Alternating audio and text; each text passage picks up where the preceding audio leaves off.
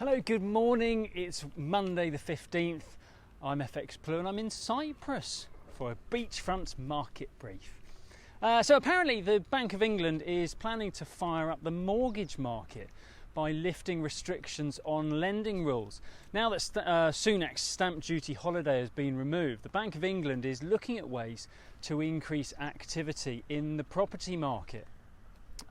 The idea is to increase the volume of higher value loans that the banks are able to provide to help ensure that the property market remains at the forefront of the country's economic activity. Back on Threadneedle Street, the debate continues about the MPC rate hike U-turn. Since the decision, we've had a couple of MPC members explain their votes for no change. The common theme seems to be that they felt a rate hike would have had little or no effect on inflation, where it's being driven from isolated economic hotspots. The major concern seems to be that a rate hike at a time when activity is slowing could have been counterproductive. But hey, they definitely didn't bottle the decision. Definitely. In the market, last week sterling touched a new low for 2021. Excuse me. Against the dollar, we touched 133.50. This week we have the October employment report due for the UK. That may provide a little support because the forecast is for the claimant count to fall further. But overall, the unemployment rate is expected to remain at about 4.5%. We have inflation data on Wednesday, and core inflation is expected to remain above the 3% mark.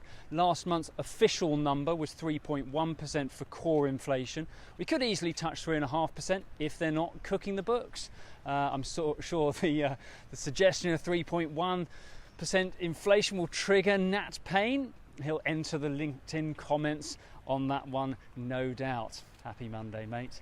Meanwhile, we kick off the week around 134.30 against the dollar and 117.25 against the euro.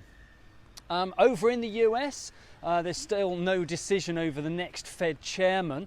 If you remove his personal trading from the debate, where technically he did nothing wrong, Powell's performance has been pretty good. However, Lael Brainard has pretty much become the darling of the left recently. And she has been knocking on the door of a more senior role for quite some time. And if she were to be proposed, Democrats would certainly be happy with her candidacy.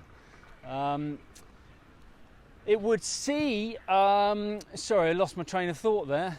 Lovely view. It would see a bit of a rift in the Fed, though, between the more business-minded regional Fed presidents and Brainard, who is a more regulatory-driven chairman. We'll have to see how that one plays out.